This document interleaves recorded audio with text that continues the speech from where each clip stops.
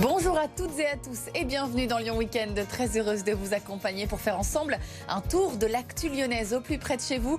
Nous sommes le dimanche 23 avril à la une de l'actualité. C'était il y a 10 ans, 23 avril 2013. Le mariage pour tous était adopté à l'Assemblée nationale. Un tournant dans la société française qui avait été célébré à l'époque place Bellecour à Lyon, mais aussi fortement contesté. Des récupérateurs d'eau de pluie commandés par la mairie de Paul-Émieux au Mont-d'Or. La plus petite commune de la métropole a livré 45 familles ce samedi. Une idée originale et écolo pour les habitants quand il est parfois compliqué de se lancer. Le duel, l'Olympico, c'est ce soir au Groupama Stadium. Un match choc pour les Lyonnais qui veulent encore croire en l'Europe. Rencontre aussi symbolique puisqu'un hommage sera rendu à Paul Bocuse, décédé il y a maintenant 5 ans.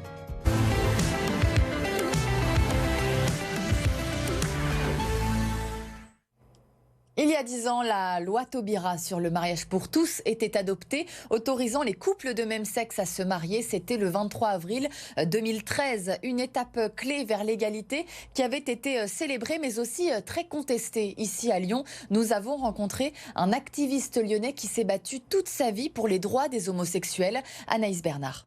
Regardez, c'est pas beau ça. C'était il y a 10 ans. Il s'en souvient comme si c'était hier. Cet activiste engagé pour les droits LGBT depuis 50 ans se revoit encore place Bellecour le 23 avril 2013 pour fêter l'adoption de la loi du mariage pour tous. Alors moi j'étais place Bellecour avec un immense drapeau Rainbow Flag. Ah ben voilà. Et je suis très content de cette photo puisque derrière il y a une militante qui dit « fière de marcher du bon côté de l'histoire ». Là tout est dit. Et pourtant, les manifestations lyonnaises anti-mariage pour tous ont été à l'époque les plus importantes de France. Très très mal accueilli. C'est une ville, parce que pour eux le mariage c'est un mariage religieux. Alors que pour moi, je répète, c'est un contrat. Un contrat civil et aucune connotation religieuse. 10 ans après, c'est avec beaucoup d'émotion que Michel se replonge dans les souvenirs des 2 premiers mariages homosexuels célébrés à Lyon. L'émotion m'a submergé, c'est là. J'étais au bord des larmes quand j'étais au mariage, les 2 premiers mariages à la mairie du Premier. En juin 2013, c'était vraiment tellement émouvant. Alors évidemment, tous leurs amis étaient au courant de cette histoire d'amour, mais il y a un moment, il faut que tout le monde la reconnaisse. C'est ça la République. C'est important parce qu'on a les mêmes droits, les mêmes devoirs que tout le monde. Une loi historique, mais surtout un véritable soulagement pour la communauté LGBT. C'est une initiative originale organisée par la commune de Paul-Émieux au Mont-d'Or. Une commande groupée de récupérateurs d'eau de pluie, puis livrée directement chez les habitants ce samedi. Un geste écolo quand il est parfois difficile de sauter le pas et de choisir le bon matériel. Maëva Comsi. Des récupérateurs d'eau de pluie de 650 ou 1000 litres pour un coût entre 130 et 150 euros. Cette habitante en a commandé 3 pour son jardin. Il va récupérer toute l'eau du toit.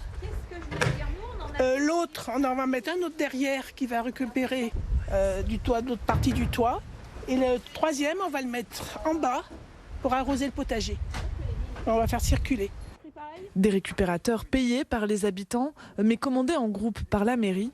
L'opération a convaincu certains particuliers encore hésitants. C'est que moi j'ai une grande maison, donc je consomme énormément d'eau. Donc le peu d'économie qu'on peut faire, c'est pas mal. Non, si elle n'avait pas proposé, je l'aurais pas fait. Ça c'est clair. Au total, 45 familles ont commandé ces récupérateurs d'eau. C'est 10% de la population de Paul-Émieux au Mont-d'Or, la plus petite commune de la métropole lyonnaise. Un geste fort pour la maire Corinne Cardona qui a porté le projet. Pour sensibiliser les habitants au bien précieux qu'est l'eau et de pouvoir récupérer au moins l'eau de pluie en attendant de faire nous-mêmes des efforts pour moins consommer d'eau à titre personnel. Parce que l'an dernier, l'arrêté préfectoral interdisait d'arroser ses jardins. Je pense que cette année, ça sera la même chose. L'initiative de l'achat groupé avait déjà été proposée il y a 2 ans. 80 composteurs avaient été livrés aux habitants. En sport et en basket, c'est une double désillusion pour l'Asvel. Ce samedi, 2 finales de Coupe de France et 2 défaites face à Monaco pour les hommes. Basketland pour les femmes, Quentin Griebel. Chez les femmes, comme chez les hommes, c'est un samedi à oublier pour l'Asvel. En finale de Coupe de France, les joueurs de TJ Parker se sont écroulés dès le premier quart-temps contre Monaco. Plus 13 pour les joueurs du Rocher en à peine 5 minutes de jeu. Un écart jamais comblé qui grimpera même à plus 21 dans la deuxième reprise.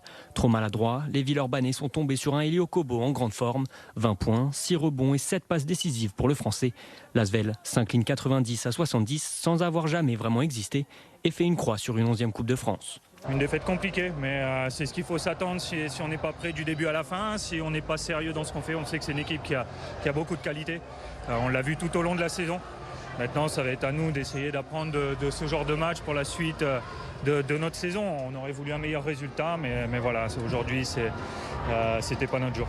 Destin similaire du côté des féminines. Dans une finale intense, Basketland prend le large rapidement, mais l'Asvel s'accroche. Menées de 20 points, les Lyonnaises reviennent finalement à 4 unités à moins d'1 minute du terme. Mais Regan Margariti est un tout espoir rhodanien à 30 secondes du buzzer. 71-64 score final. Une déception pour les filles de David Gauthier qui sont en tête de leur championnat et qui peuvent toujours espérer un doublé après leur victoire en Eurocoupe la semaine dernière. En football, c'est le choc de ce soir. L'OL a rendez-vous avec l'OM au Groupama Stadium à 20h45. Un gros match qui attend les Lyonnais pour peut-être une 4e victoire consécutive, mais aussi et surtout pour aller chercher l'Europe. Gaël Biche. Et dire que mi-janvier, l'OL comptait 12 points de retard sur la 5e place, synonyme de Coupe d'Europe. D'où on part, ça serait extraordinaire de la jouer. Ça serait un exploit de la jouer. Depuis, Lyon est co-meilleure équipe de Ligue 1 sur la phase retour. 25 points pris sur 36 possibles. L'OL vient même d'enchaîner 3 victoires de suite pour la première fois depuis plus de 2 ans. Aujourd'hui, la 5e place n'est plus utopique. On sent beaucoup d'enthousiasme. C'est bon pour la confiance d'être premier sur cette phase retour. S'il y a 1% de chance qu'on termine 5e, on va tout donner pour y arriver. On est tous motivés pour aller chercher l'Europe. Mais pour poursuivre sa quête, Lyon devra faire chuter des Marseillais qui n'ont perdu que 5 fois cette saison et qui luttent pour une place en Ligue des Champions. Moi je l'ai dit, je le répète, c'est Marseille, mais je dis que c'est une des meilleures équipes du championnat. Ce qui me plaît dans cette équipe-là, c'est qu'elle se déforme constamment. Alors oui, ça peut amener aussi des choses négatives. Mais c'est beau à voir jouer. Marseille a un jeu assez direct, très athlétique, très physique. C'est un jeu total un petit peu, c'est un football total. Laurent Blanc est admiratif de cette équipe marseillaise, mais le coach lyonnais n'est pas résigné.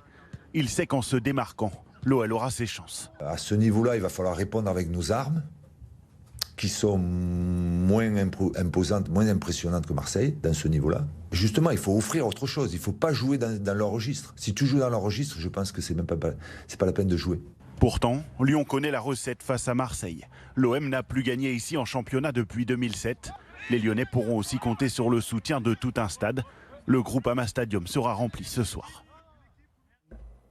Et pour l'occasion, les Bad Guns ont prévu de rendre hommage à notre pape de la gastronomie, Paul Bocuse, 5 ans après sa disparition. Fresque géante autour du stade, tifo dans les tribunes.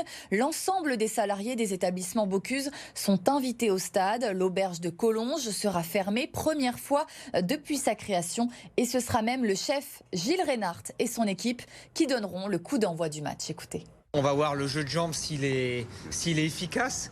Non, c'est génial de pouvoir fouler la pelouse avec 50, je crois qu'il y a 57 ou 58 000 personnes pour l'instant qui ont réservé. Le stade sera complet. Ouais. Et là, ça va être le feu et pour nous, pour moi, ça va être magique. C'est jamais arrivé. On a 130 collaborateurs qui vont faire le déplacement tous ensemble réunis. Que ça soit le restaurant gastronomique ou même les brasseries et restaurants. Donc c'est magnifique, on est vraiment tous ligués et tous derrière l'OL. Vincent, c'est aussi surtout pour montrer aux Marseillais que le poulet de Bresse et la crème, c'est bien meilleur que la bouillabaisse et le pastis. Hein. Exactement. Et naturellement, allez l'OL. Et voilà, allez l'OL. En rugby, le Loup se déplace à Bordeaux ce soir. Les Lyonnais veulent stopper leur série noire. Un match qui aura un avant-goût de phase finale entre deux équipes à la lutte pour les 6 premières places. Gaël Biche. Des Lyonnais soudés, déterminés à relever la tête après 3 défaites consécutives en top 14. Mais malgré le revers à Toulouse le week-end dernier, il y a des motifs d'espoir. Le Loup est rentré avec le bonus défensif. Ce week-end elle a été frustrante, mais aussi vu la physionomie de la deuxième mi-temps, c'est un bon point de prix. Est-ce que ça suffira? Je ne sais pas, je ne lis pas dans la mort de café encore. Mais en tout cas, il faut continuer à travailler fort, continuer à se battre pour croire en nous. Les rêves de disputer les phases finales après avoir terminé 9e l'an dernier. Une quête accessible pour le Loup à 4 journées de la fin. Les Lyonnais ont même encore un joker. Et même si ce déplacement à Bordeaux, concurrent direct, n'a rien de facile, le Loup est capable d'exploits. On a réussi à battre La Rochelle chez eux. Enfin, on a mis Toulouse en difficulté. On est capable de tout. On a battu le champion de France chez eux. Il faudrait avoir cette confiance et cette régularité. Le Loup doit apprendre à bien négocier les moments clés dans un match. Quand on a les occasions, il faut être capable d'être beaucoup plus tueur. C'est-à-dire que quand on a la capacité de pouvoir marquer, remarquer, re-remarquer, ben il faut le faire. Il faut le faire.